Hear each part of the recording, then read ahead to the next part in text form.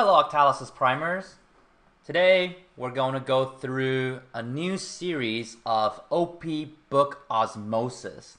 This is basically I summarize a book and share all the highlights, the tidbit. We're going through page by page by page and just deriving the useful things to learn how it matches with Octalysis. I might add in some comments about those equal drives, some things I disagree with the author on, and hopefully just through these videos you're able to absorb all the useful knowledge of that book and apply that to your life. So you get to save a lot of time while getting the best of the best knowledge in the book on top of the best knowledge that I provide with the Octalysis framework.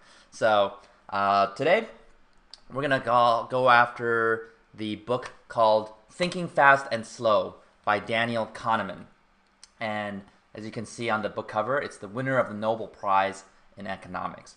So the author is Daniel Kahneman, and he is very well known in the behavioral economics space. In fact, you could argue that he is the father of behavioral economics.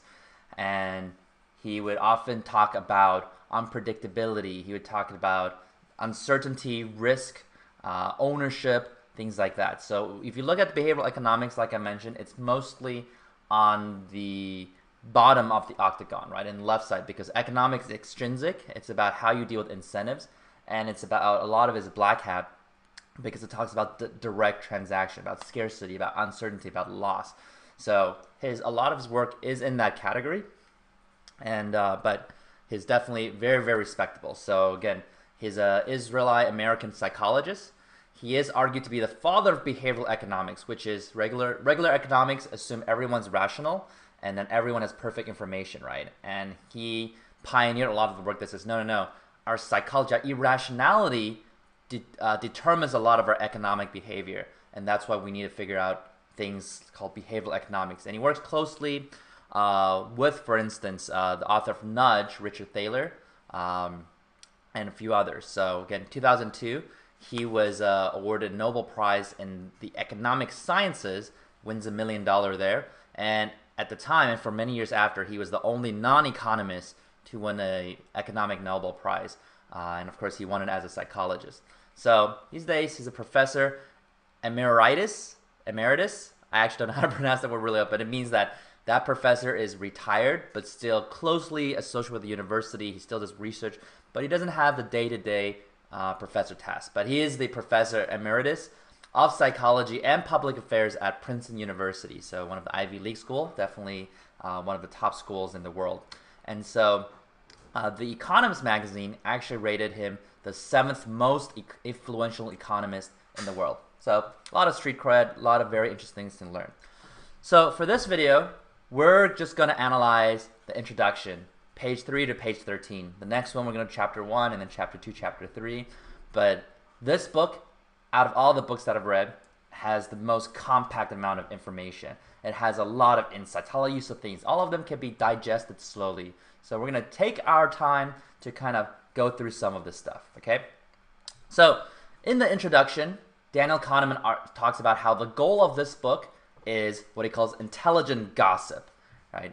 And basically he wants people to talk about what happens in the world about other people in an intelligent fashion. Oh, I'm so intelligent fashion. And he says, because it is much easier as well as far more enjoyable to identify and label the mistakes of others than to recognize your own. So he says that's why he wants to call it gossip, right? It's like, hey, look at these people, they're funny. Look at these people, they're irrational. But if it says, oh, look at your own behavior. Oh, no, I'm offended. Why would you say I do this, right? So that's why he wants to call it the intelligent gossip. And one of his goals also is to have a common vocabulary and labels. So he says before, some things are just out there, but people can't talk about it, right? They can't even gossip about it because there's no vocabulary, there's no labels to talk about it. Just like for me, when we create the Octalysis, now we have languages like, oh, look, it's white hat, or it's black hat, or it's core drive 3, as opposed to, it kind of feels strange. Like people are doing it, but I feel like it's a little bit, I don't know, like intrusive or something, right? It's not a precise type of language discussed in an experience. So he gives one example of this, the usefulness of labeling. So he talks about how most of us know that a handsome and confident speaker will have more favorable judgments on his comments. So if someone looks good and feels powerful, feels confident, in my other sections in Octalysis problem, we talked about confidence is everything minus one, right? Behaving in a confident manner makes you more successful, and it makes you perform better too. So always remember to be confident. But he said before, we kind of know this, but it's hard to talk about because we can't constantly refer to this quote. So he said now we have a name for it. It's called the halo effect. When you have a halo, everyone likes your stuff more. So that's his example of having a label. Having a label allows people to discuss things. Oh, you like him because of the halo effect. It's not because he's that impressive. So that's this purpose. Now, then his introduction, he introduces a very important person in his life and his work, Amos Tversky. I don't know how to pronounce this very well either, but I think it's pronounced Tversky. And so this is the guy that worked with Daniel Kahneman for many, many years, right? And you can tell he passed away in 1997. He was relatively young, right? And he got cancer. But he and Daniel Kahneman worked closely together. Most of his theories were developed by them together, except he passed away, so he couldn't have gotten as much credit and prizes as much as he could. So the key is that they started working together in 1969, and Daniel Kahneman talks a lot about his characteristics. He says he's charismatic and good at everything he does. He also talks about he was also blessed with a perfect memory for jokes and an exceptional ability to use them to make a point. There was never a dull moment when Amos was around. Okay, so we're going to go back to this theme in the next few slides. He keeps on talking about how Amos is fun to be around, okay? Fun. Keep in mind, fun is important in this. But he is also super, super intelligent. He's one of the most impressively intelligent people in the world. In fact, Richard Thaler, Daniel Kahneman, and all of these, again, these are top PhDs in the world, the smartest people in the world. They have a running joke. At the time, they said the best way, the most accurate way to determine a person's intelligence is to see how quickly they figure out that Amos is smarter than them.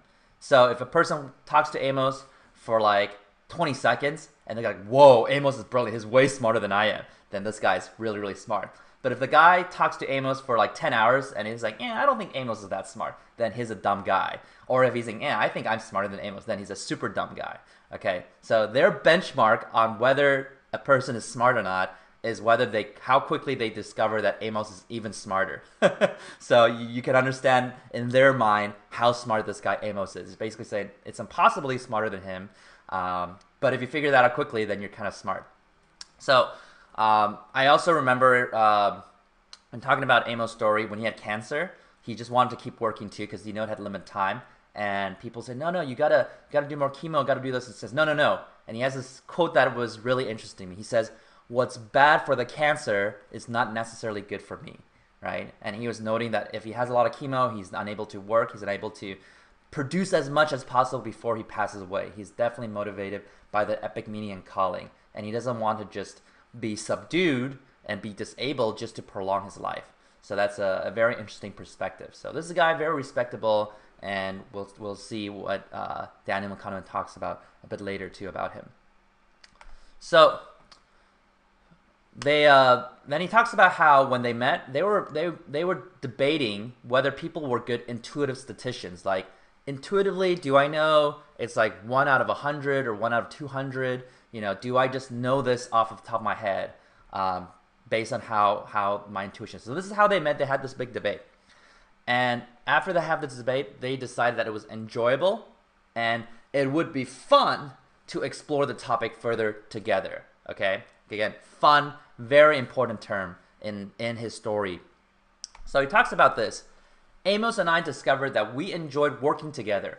Amos was always very funny, and in his presence, I became funny as well. So we spent hours of solid work and continuous amusement. The pleasure we found in working together made us exceptionally patient. It is much easier to strive for perfection when you are never bored. Again, we talked about gamification, motivation, design, right? Even though we're analyzing two professors, scholars, just geeking out on discovering things in behavioral science and economics, right? It doesn't sound fun. It sounds like it's very serious, very stern, right? But this guy who won a Nobel Prize keeps saying how it was fun and enjoyable working Amos, and because of that, they were patient, they worked harder, they worked further, and as a result, they were able to get a Nobel Prize. So you could almost argue, based on the things that he said himself, right? This is not a theory, this is what he says himself. You can almost argue that Amos being a fun and funny guy made them win a Nobel Prize. If he wasn't as enjoyable to work with, if he was just purely just serious but highly intelligent, they might not have worked so hard together for so long, and maybe they won't get a Nobel Prize, right? So when you question about, oh, we're doing serious work, you know, why are you being so funny? Why are you distracting us, right? You got to know this stuff actually creates value. This stuff is useful, right? If you are fun to be with, if you're fun to work with, and you're enjoyable, then people can work together for a long time. You have better chemistry, you have better morale, you have better deliverables, and you have better output. So yeah, I should write a blog post about how being funny can potentially help you win a Nobel Prize, right? I think that's going to be a nice topic. Anyway, so he talks about story, and then he talks about intuitive biases. So this is one of the key components in his book too, intuitive bias. So he describes it as, an individual has been described by a neighbor as follows. So he talks about the neighbor as, Steve is very shy and withdrawn, invariably helpful but with little interest in people or in the world of reality. A meek and tidy soul. He has a need for order and structure and has a passion for detail. So the question here is that, is Steve more likely to be a librarian or a farmer from a probability statistical standpoint? Now, the thing here is that most people will guess that he's a librarian, right? Because the description sounds like, hey, you know, he's very detail organized, he doesn't like to social with others as much, he must be a librarian. But very few people take a few step backs and think, oh, wait a second, in the United States, there are 20 times more farmers than there are librarians, right? So if you just pick random guesses, you win much more often as a farmer. Now, you have to determine that a librarian must be 20 times more probable than a farmer to be Steve, and if that was worded interestingly, for them to be even equal, right? Because a farmer obviously can be detail-oriented and whatnot, and even if 5% of the farmers are like that description, then that's like the entire population of librarians, right? So most people don't step back and think about the actual statistics. They think about the intuitive feeling, like, oh yeah, it sounds like a librarian. And so Daniel Kahneman noticed that even the best statisticians in the world fall for this intuition trap. So these are people who did amazing research. They know all the statistics, but when you ask them these questions, they'll also intuitively just say, well, I think he's a librarian. It's pretty obvious, right? Duh. And he says they don't even really consider what are the numbers, the stats that should be considered. He gives another example, the example of unfaithful professors. So when they're discussing, they said, well, when they think about the rate of divorce among professors in the university, they would come up with names of various divorced professors, right? Oh, this guy got divorced, this guy got divorced, right? But the thing to know is that the cognitive ease of thinking about the names made them feel like there are many divorced professors, which may or may not be the case, right? So when we talk about cognitive ease, because it's easy to think about, it's like, hey, can you think of divorced professors? Oh yeah, Bob, he's divorced. Oh, John's divorced. Oh yeah, Michael's divorced. Huh? Yeah, it seems to be a lot of, divorced professors, right? And so, by the way, I know I labeled unfaithful professors, but then literally there would be divorced professors. But this is just an example. And so the cognitive ease, when we process it easier, then we're able to feel like it happens a lot more often, right? But maybe it's still only 0.01%, which is not a lot, right? But because we can instantly recall, like, oh yeah, these three people, we suddenly feel like it's a lot of them. Now here's another example he gave. He says, consider the letter K. Is K more likely to appear as the first letter in a word or as the third letter in a word? I want you to think about it. Okay, is K more likely to be the first letter or the third word letter? So the answer is third letter. However, because it is easier to think of words that start with a K, most people guess first letter, right? It's like, oh, well, K, kangaroo, kitten, kitchen, right? It's like, oh, there's so many words that start with a K, right? Oh, third letter, I don't know, like acknowledge. That's a really niche word, right? Yeah, it's kind of hard. So because people can't think of it easier, they just conclude that, there's way more words that start with the letter K. Now, we talk about unfaithful professors. Now we look at unfaithful politicians. So their discussion was like, hey, it seems like whether there's probably more politicians that have divorced or being unfaithful compared to professors, right? So that was their argument. They were kind of debating over that. And then they also said that, well, it kind of feels like politicians are more likely to have affairs compared to other people in the world. And then they realized, wait a second, that may or may not be true again, because transgressions of politicians are much more likely to be reported than other groups of people, right? Because if a politician is unfaithful, then suddenly the world talks about, oh, this guy unfaithful. But other people were able to do it quietly, in silence. And even a politician, when they're spotted, it's easy to be spotted, right? It's easy to be caught as a politician compared to other, like a professor. So this feeling that politicians are more unfaithful is not data-based, right? It's not statistical-based. It's just a feeling, intuitive bias. So then he introduces the concept of human irrationality. So he talks about how social scientists of the 1970s believe the underlying concept that people are generally rational, right? We make rational decisions. And people only become irrational when they're acting under immense emotion like fear or affection. People know when you're in love, you do irrational things, right? That was obvious. But this concept was disrupted by the whole field of behavioral economics. So then he talks about availability heuristic. So heuristic are, I guess you could say, ways that our brains have a bias, that it doesn't think properly logically, but it's a bias based on some of our, how we're hardwired. So he says, people tend to think political issues that are recently talked about or broadcasted more to be more important issues. So if everyone talks about education, then, oh, education is more important than healthcare. But if suddenly everyone talks about healthcare, then, again, because there's cognitive ease, right? Oh, healthcare suddenly is way more important. And so this is, again, due to cognitive ease, right? If your brain processes easily because it's always around you, so you're familiar, then you think it's more important.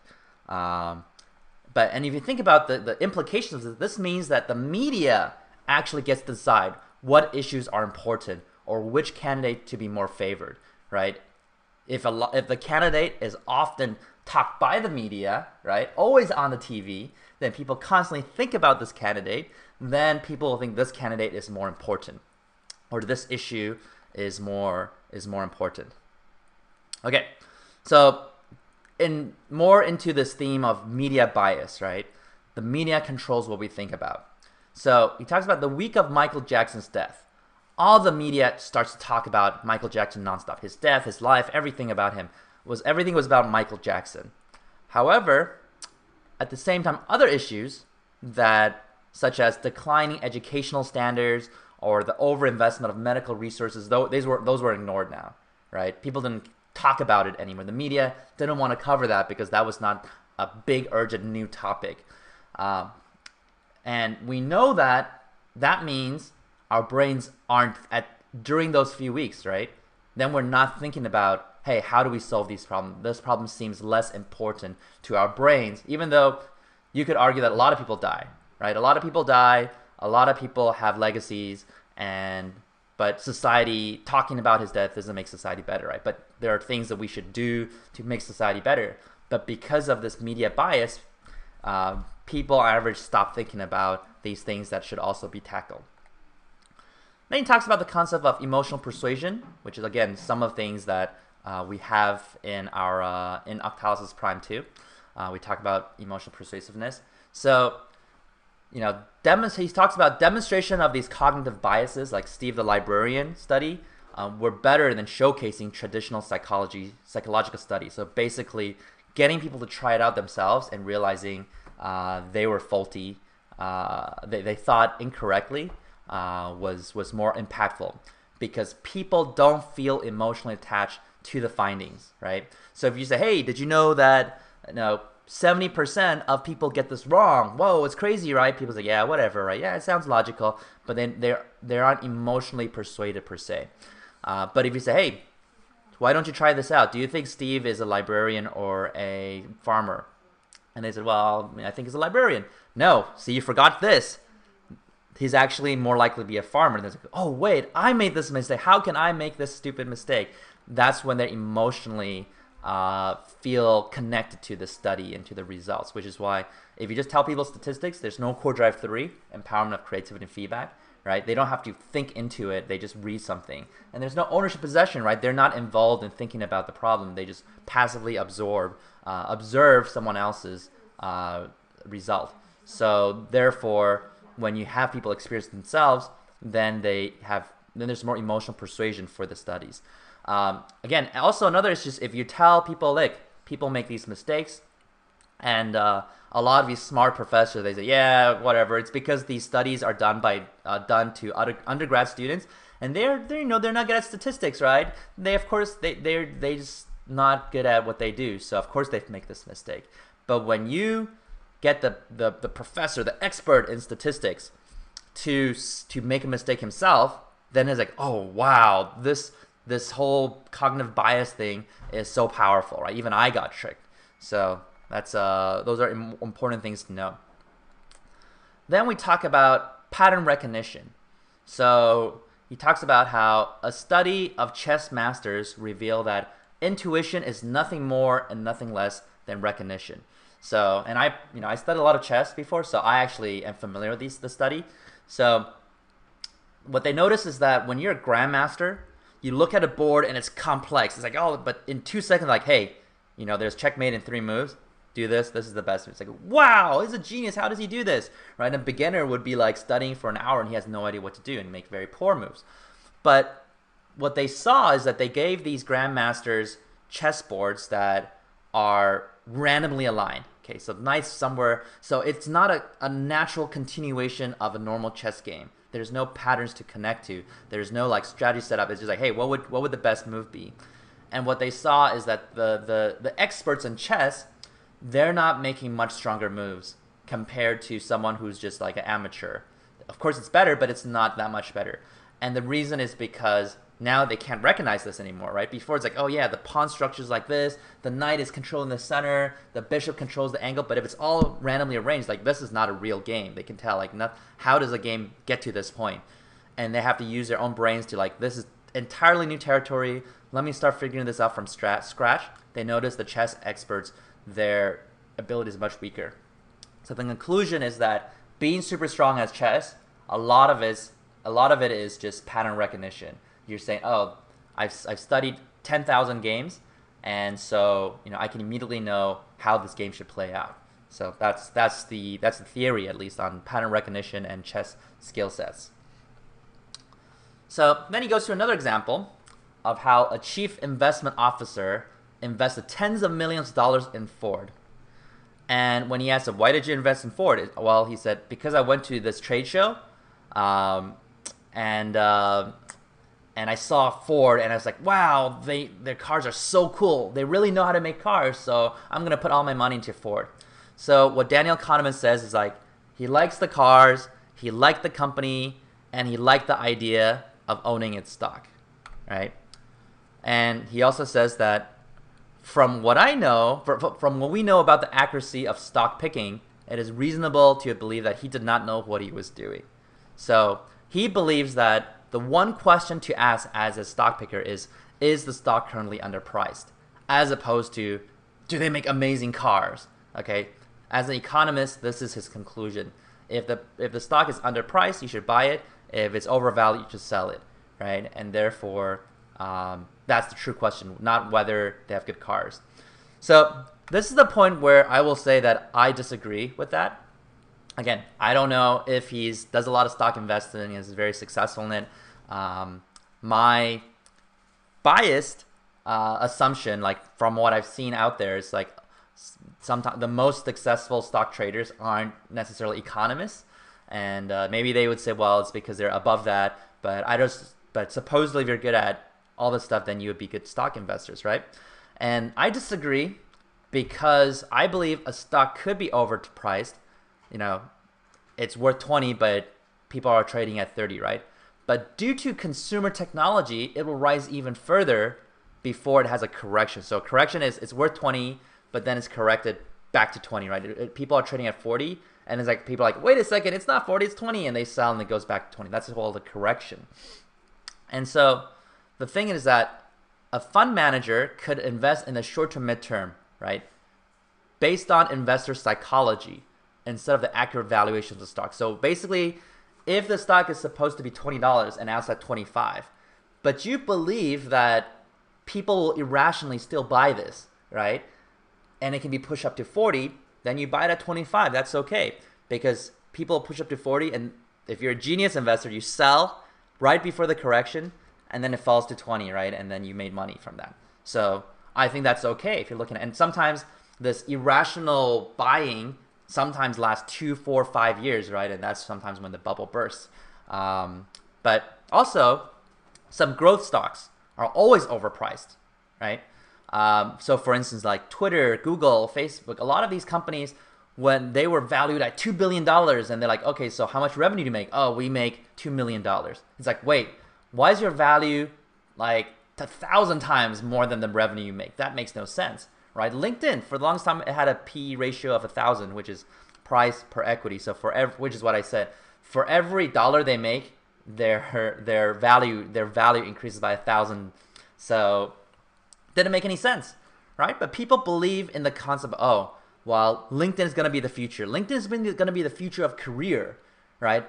There's no close competitor to LinkedIn. And so if LinkedIn will dominate the entire career space in the future, professional networking space in the future, then I don't care if it's overpriced today, overvalued, right? I think it's going to go higher, much, much, much higher, because I'm investing for the value of its future. I'm not investing in how valuable it is today. So people will buy that. So again, that's something I disagree with Daniel Kahneman. Again, it's dangerous to disagree with a Nobel Prize winner, but this is my opinion. This is what I've researched. This is the pattern recognition that I've obtained. And again, I have also been quite successful in many of the fields I do, including the investment side. So at least it's a different perspective for you to understand as being an Octalysis Prime member. All right, so then he talks about, and this is still in the stock trading example, he talks about the effect heuristic. So he says that judgments and decisions are guided directly by feelings of liking and disliking, with little deliberation of reasoning. Again, remember, he talks about, oh, this guy likes Ford, he likes the car, he likes the company, therefore I should buy the stock. The stock is good. And he says it was guided by his feelings, not about real logic and reasoning. And so I introduce my thoughts here. I elaborate on that thought. So I believe that, again, it's the issues that other investors are also motivated the same way, right? If you go to a car show and you feel affection towards a Ford car over all the other cars, like out of all the 100 new cars, Ford was the one that you just fell in love with. That means that other investors are also likely to fall in love with that Ford car and buy Ford, right? That would move the price up. So compared to the other example, where let's say you go to the car trade show and you see this worst looking, unsexy, boring car. No one cares about that car, right? Even though if you look at the car, you look at its financials, you're like, wow, this car is cheap, it's undervalued. It probably has a growing future, right? Because its car isn't that great. None of the investors at the trade show cared about it. No consumer cares, but no one wanted to really buy it. And this shows that, hey, maybe they're bad at designing cars, right? Maybe they're not good at their business. Maybe a lot of things. But the key is that for investing, if people don't like to buy the stock, for whatever reason, rational or not, the stock goes down, right? So one of the key things, the key points that I bring up is short to medium to midterm investing is an accumulation of everyone's irrationality, right? Because everyone's irrational. If everyone behaves irrationally, then you can monetize on that, right? And if you're the only sane person in a world where everyone's crazy and you're in the stock market where it's affected by everyone else's behavior, then the only rational person might get screwed, right? It's a disadvantage. So the best way is to figure out, okay, how everyone else is irrational, and I want to do that irrational thing first before everyone else, right? And once they all do the irrational activity after you, the stock goes up. And then you're like, well, now people actually want to sell all of it, right? The correction. I'm going to do it first, right? So you got to figure out what is the irrational thing people will do and do it first. That's, in my opinion, how you win in these things. But his problem is that, remember, he talks about in economics, they always assume people are rational. And he says, no, people are irrational, right?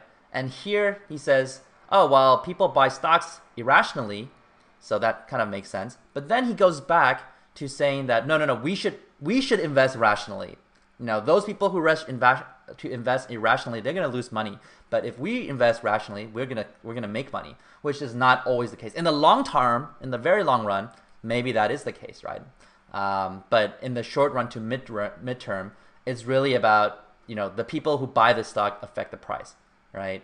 A house, the value of a house is what people would buy it for, right? You can have an expert come and say, well, there's a little lake around it, there's this bridge, there's blah, blah, blah, so therefore it's worth this price. But that's all theory, right? Technically that's the foundation. That's the real value of the house. But at the end of the day, if someone's willing to spend $200 million to buy the house, that's the value of the house, right? And if two people are fighting for the house and they both agree it's $200 million, again, then you have a market for it. It's even higher than that, right? Maybe one day they'll say, oh, wait, we were dumb. It's actually not worth $200 million. It's only worth $10 million, right? But maybe that's 10 years later. So for the time being, that was worth $200 million. People bought it and sold it at the price. And so it only dropped in price because people didn't believe in that value anymore. Again, we talk about irrationality in economics. A value of something is almost entirely based on how much people value it, right? How much money you'd pay for it. What would you exchange for it? That's the value of something. So again, these are my thoughts, not necessarily Daniel Kahneman's. All right. Then he talks about intuitive heuristics. So he talks about when faced with a difficult question, we often answer an easier one instead, usually without noticing the substitution. So again, in that case, he's supposed to ask the question, is the stock undervalued, right? But instead his mind changes that question to, do I like Ford? Is Ford a great company, right? And he says we substitute these questions without even realizing that.